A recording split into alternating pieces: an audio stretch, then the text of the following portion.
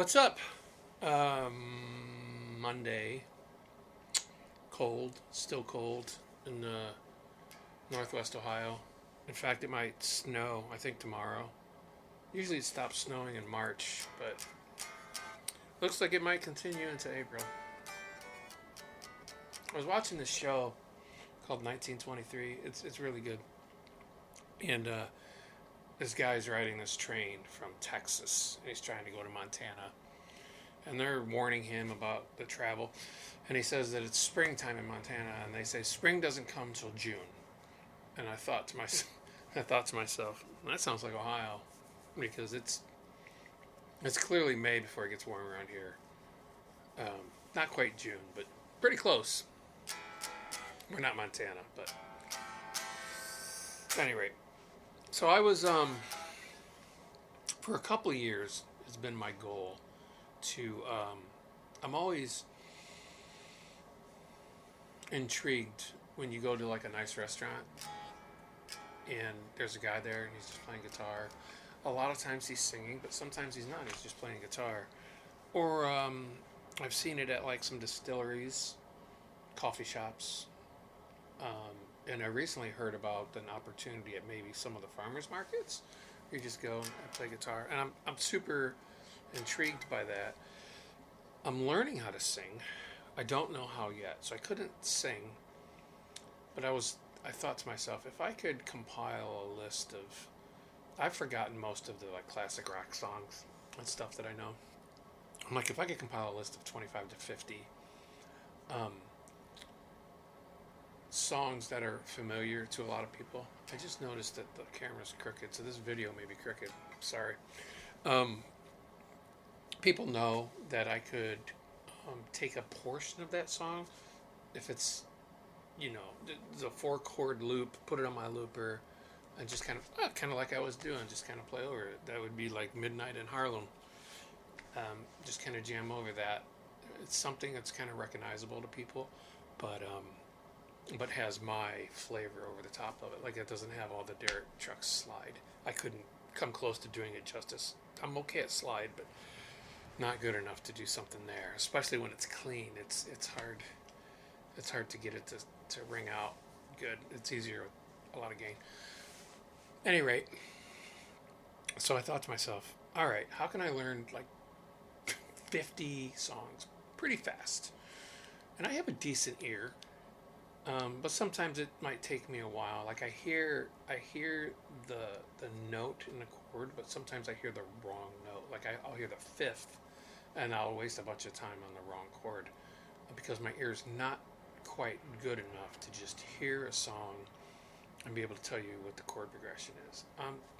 Side note: I am absolutely amazed when I watch a session player sit down and listen to a song and just start charting it out as they're listening. Oh, that's the 2 minor 7. That's the 1. That's the 4. That's 5. Man, I've tried it a few times just to see if I could guess and I don't get particularly close. That's a goal. That is definitely a goal. So my ear is okay, and I'm working on it. Singing really helps because it helps you kind of in your head to get that tone in your head rather than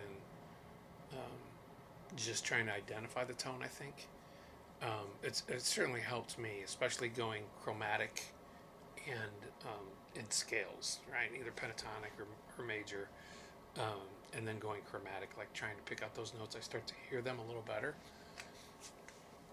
And tabs are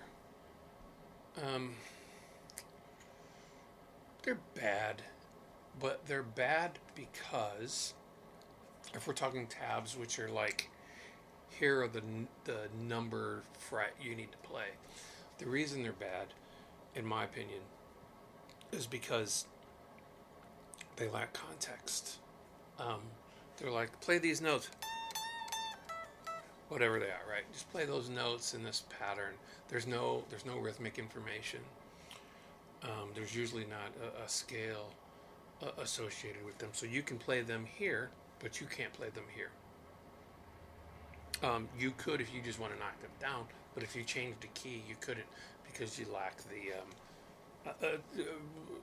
for me, when I was using tabs for stuff, I lacked the information around those tabs, the idea behind the foundation. So when John Mayer talks about this, that when he learns a part, he learns the foundation of that part, like theoretically why that works the way it does, and then move it around. A lot of people, I don't really do it, but a lot of people suggest learning things in all 12 keys. All 12 is a bit extreme, but I think that's a good practice, to take something and play it in all keys. And that's why I chart things out with numbers, because it's super easy to switch keys around that way. Okay, so what I'm doing to learn 50 classic rock and blues tunes in a short amount of time is I just look up the chord chart for the song. And a lot of times I'll have to tap the tempo out, so I have the tempo, I'll have the key, because I have the chords, and I'm able to decipher what key it's in based on those chords. So I've quickly learned the structure of a song. I've learned a lot of times it's the same chords, a lot of times the pre-chorus and chorus kind of switches things up. But I've got the form of the song, I've got the tempo of the song, I got the key of the song. With those three things, the form, the key, and the tempo, I guess four things. I did say four things. Key, tempo, chords, I guess three things. Yeah. With those three things, I can expand on that. I've got the foundation of that song. In certain circumstances, you have to figure out particular parts of that song because they're core to that song. So if you were to play Freebird, right? Yeah.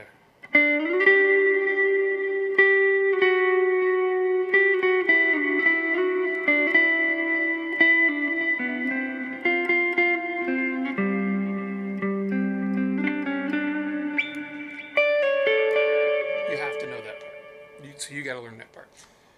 But once I know the key, I have enough theoretical information around that key, foundational information around that key, that I'm able to hear that pretty easily and pull that out. So I can pull the parts out once I know the key and the structure. So the whole point of this is that I think there's a gray area between I learn everything strictly by ear, I just listen to it and I know how to play it, which is hard for a lot of people. And I think it takes a long time to get there.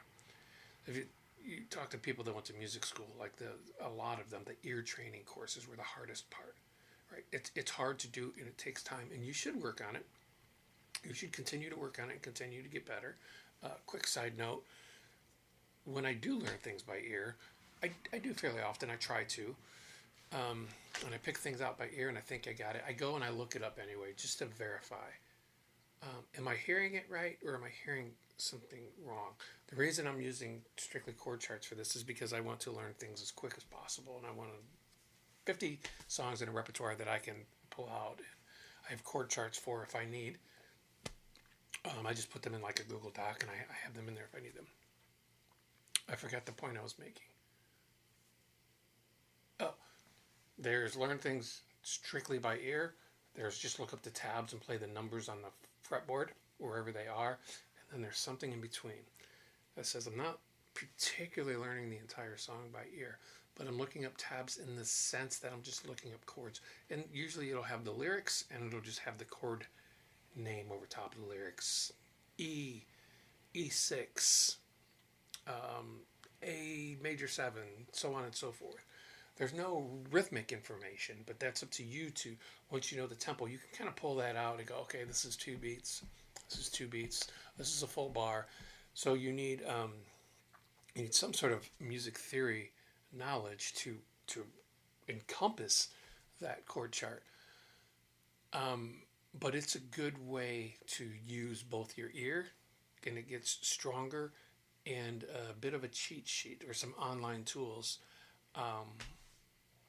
to help you. So why do I think this is okay?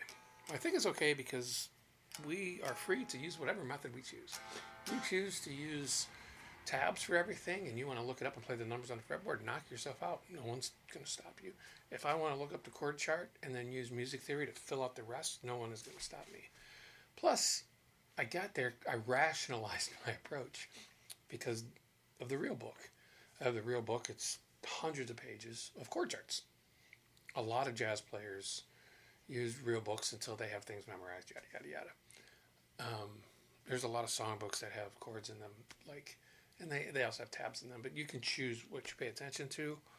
And session players and pros use chord charts. Now, a lot of times they're so good at their ear that they're figuring that stuff out by ear. And I've never been on a session, so I don't know. But based on what I've been able to decipher from videos, a lot of times the session leader will have chord charts show up at a time. So if you're a session player and you're not the session leader, you may show up and there's a chord chart there for you to read. That's a national number system, so it has rhythm information. It has the chords and it has the key. And then you embellish as needed. So, if you're like me and your ear's not quite where you want it to be, but it's decent, just the next song you're trying to learn, you want to learn it quick, just type in the name of the song and chords and you'll get a chord chart. Sometimes they're right, sometimes they're wrong. That's also a part of the ear. You'll be able to hear that that's not right or that's wrong. So, for example, real quick, what was the song I was just playing? Oh yeah, Midnight in Harlem. So it's E, E6, which I can play like this, and then E major 7. But based on my music theory knowledge, I was able to kind of put this all over the neck. So I can play it there. So, and it depends on how it sounds to my ear. Some I like this fuller sound, but I also like this. I also like this to ring, because I know that's part of the chord. Sounds good. And then the A major 7, I know that's a major 7. To the 6, right? Other way I can play it.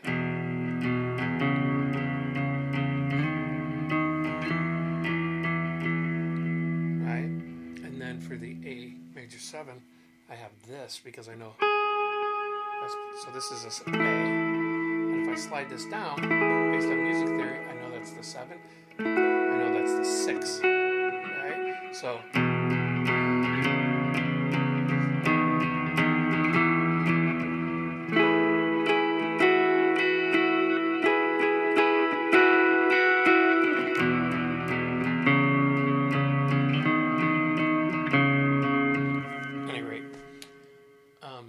And that's also a part of using your ear, because you know where these chords are. You know what sounds right, what sounds a little better. I know that this sounds a little weak because it's not thick enough, but I have enough music theory knowledge. I can move it around and thicken it up, or play different variations or different chord voicings based on different parts of the song, based on what I'm going for. All that to say, I think there's a middle ground between learning by tab only and learning by ear only, and it's okay. Maybe you should give it a shot. That's all I got.